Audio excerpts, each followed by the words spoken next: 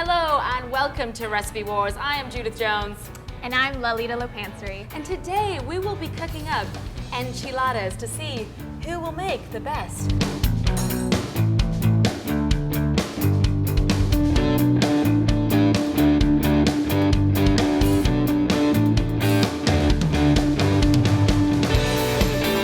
I'm going to be doing Rick Bayless's and Martha Stewart's version of tomatillo sauced enchiladas with mushrooms and spinach.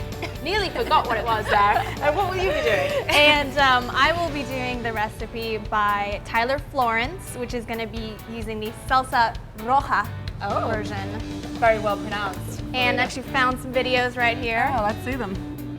It's so fantastic. Thank you very much. It is wonderful. And the recipe that we're going to make with Chef Rick Bayless right now is? Tomatillo sauced enchilada. So it's light. I think they want to see it. Yeah, they certainly do. So light, no heavy. It's actually amazingly sauce. light, and it fits right into what the nutritionists tell us is the best stuff for us to eat, because it's got a lot of vegetables as a filling, and the sauce is made from vegetables. It's a great dish. Exactly. Enchiladas are actually really traditional Mexican, very simple fare. It basically means a corn tortilla that's dipped in chili sauce and stuffed with meat and cheese. So, all right, so we're gonna add a little bit of canola oil to our pan. Make sure we get a nice sear. I'm gonna cook these for about 7 minutes, Okay. on either side. All right, so as I said, I am doing Rick Bayless's version. I love his recipe. This one is full of fresh veggies, we've got the spinach, we've got the mushrooms, and these beautiful tomatillos, which we're gonna make the sauce with now. Now, tomatillos are a member of the nightshade family. They're related to the gooseberry, and they're kind of tart in flavor, but they actually come like this originally, with a kind of inedible outer husk. So what you wanna do is just take that off, and sometimes you'll find these husks are brown, because they turn brown once they get ripe. And then you just want to wash your tomatillos because they usually have a kind of waxy substance on them. So give them a good wash and they are good to go. They're really nice flavor for your salsa. So first of all, what we're going to do is get our garlic into our food processor. And we're also going to use a jalapeno. Now, jalapenos are not that spicy on the heat factor, I would say. Like the flesh is pretty mild, it's like a green red bell pepper, but the seeds is what contains the heat. So if you put it in your mouth, you're gonna have that warm burning sensation. So we're gonna stick that in there. We're gonna let the garlic and jalapeno chop.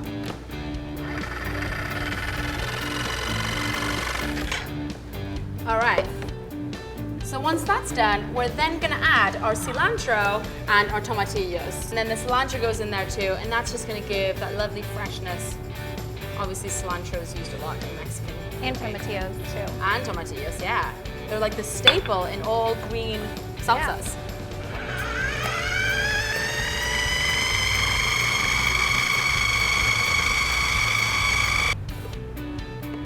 So that should now be a beautiful green salsa. And I would just eat that by itself. It's pretty good like that. Go great on some tacos, probably. Oh, yeah.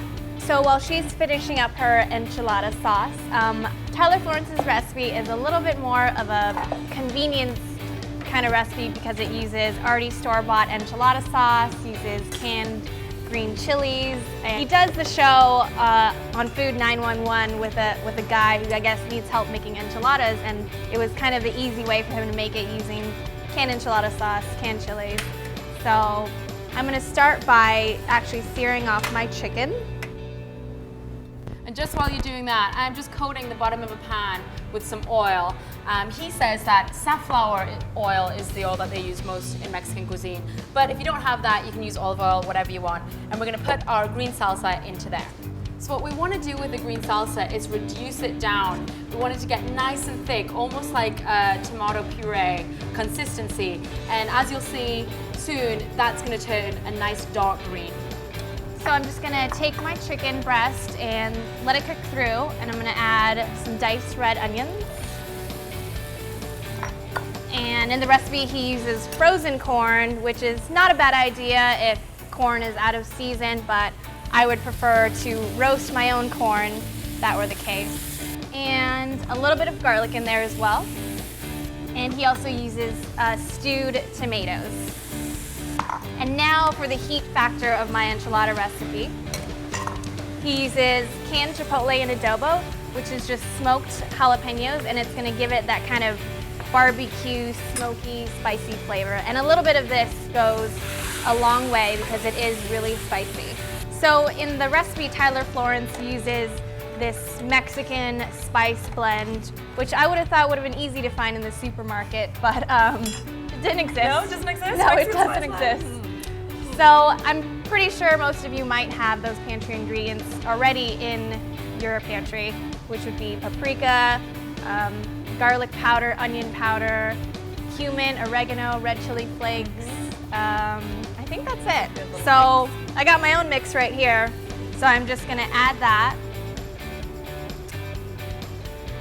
And that's gonna make it a little more authentic in the Mexican spice flavor. And if you wanted to make this vegetarian, you could definitely omit the chicken, or if you want more corn in there, add more corn, or if you want more spices, add more chili to it, whatever it is to your liking.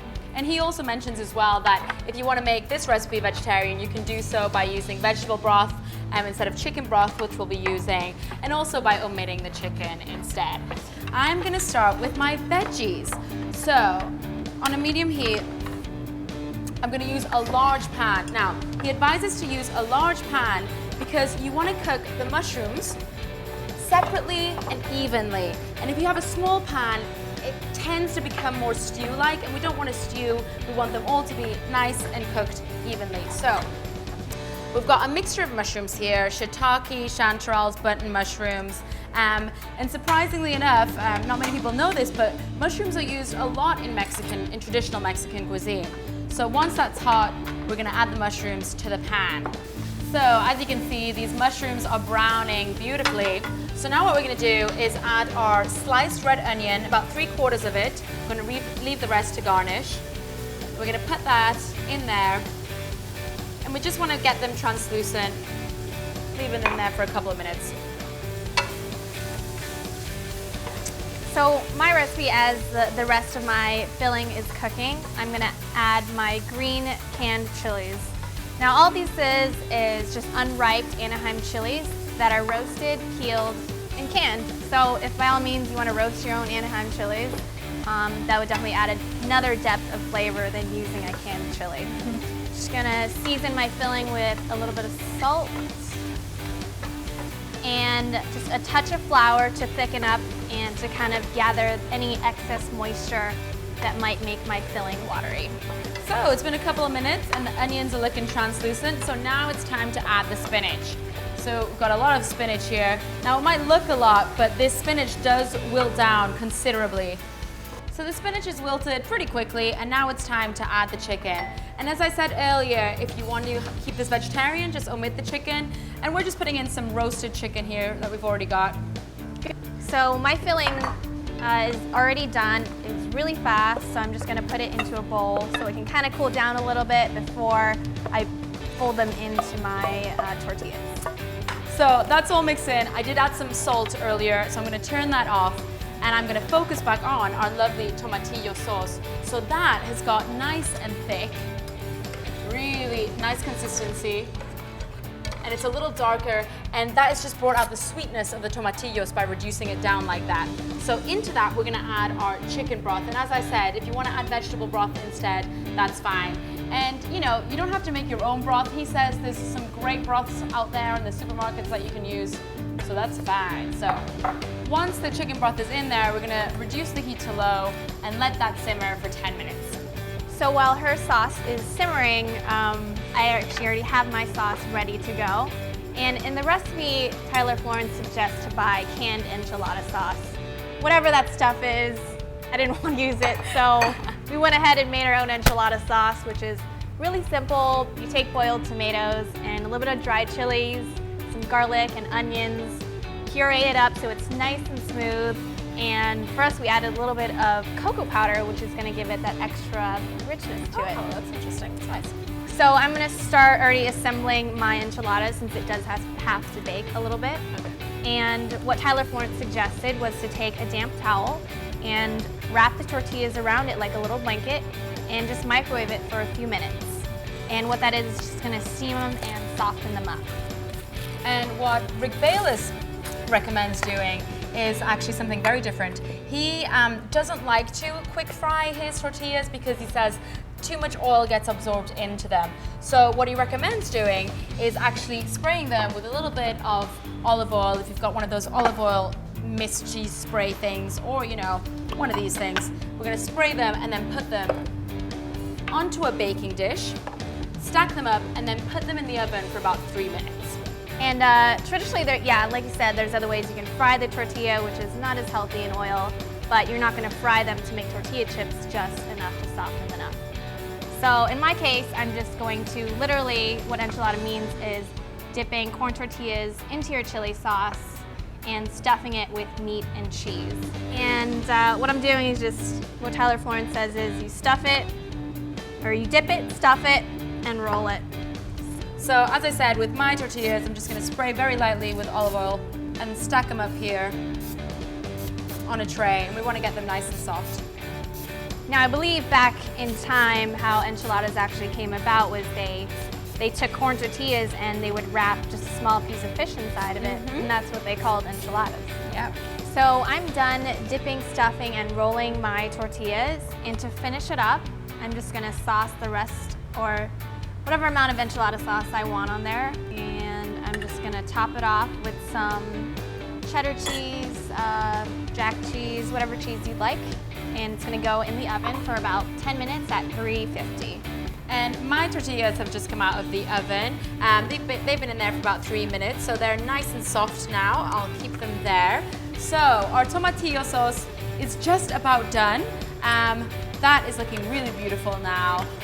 Just a really nice consistency that we wanted. So I'm now gonna add in 3 tablespoons of crema mexicana. This is a really nice cream used a lot in Mexican cuisine, especially for sauces or moles, and that's just gonna go really well against the tartness of those tomatillos. It's gonna milden it up a little bit. So I'm just gonna eye that up, 3 tablespoons. And this is now the time to also taste your tomatillo sauce and see if it needs salt. Sometimes it might actually need a little bit of sugar because the tartness of the tomatillos might need a little bit of that sugar to bring it out, to sweeten it up a little. So I know it's gonna need some salt, so I'll put it in there. All right, so that now is ready for our tortillas to be dipped into. So similar to Lolita, we're going to dip our corn tortillas, which should be nice and soft, corn tortilla into the mix. Let it get all dipped in there. And then we're just gonna add in our lovely veggie mixture, that chicken in the middle. About 2 heaped tablespoons should do it. And then we're just gonna roll it and keep it seam-sided down there. And contrary to Lolita's, we're not actually gonna put ours in the oven. We're just gonna leave it like that. So onto our enchiladas, we're gonna spoon up that lovely tomatillo sauce. Oh, fantastic, to cover the whole thing. And just to top it off, we're gonna garnish it with some sliced red onion. That's gonna give it some nice crunch and texture. Some queso fresco, which is that beautiful, mild Mexican cheese, used a lot for garnishing. And then, of course, some fresh cilantro for some nice taste and texture. So my enchiladas have come out of the oven. The cheese has melted. The tortillas have gotten a little bit crusty on the edges. So I'm just gonna finish it off with a few garnishes. I have some sour cream right here, and some diced tomatoes, some scallions, which I've minced up, and some cilantro. So I'm gonna plate some up for us to try, see which one's the winner. So which one should we dig into first? Let's do yours. Let's do yours over here. See how we're gonna dig into this. So with the salsa roja we got here,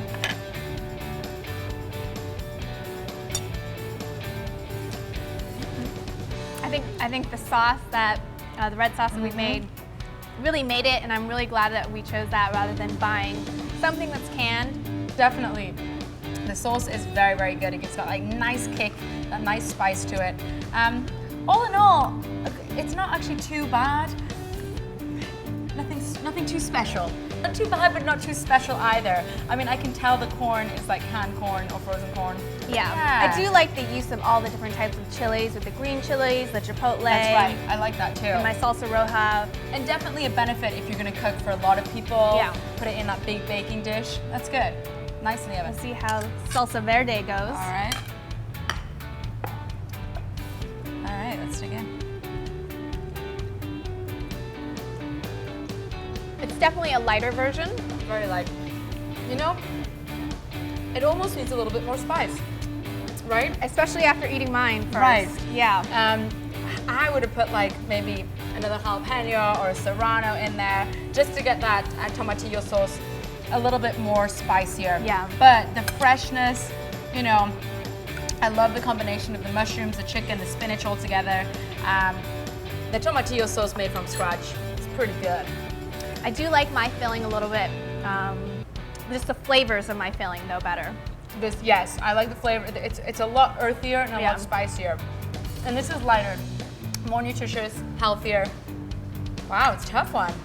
I'm gonna vote for myself. I knew you were gonna do that. And I'm gonna vote for myself. Because I actually quite like this lightness, this freshness, and like the textures with the garnishes of the red onion on top. I love it. I'm voting for me. So since we both love our own so much, we have found someone to do the taste test to see who will ultimately win our enchilada. So, Brandis, would you like to come and try? Great. So this is more of a salsa verde type of Tomatillo based? tomatillo, and this is a salsa roja based. Okay.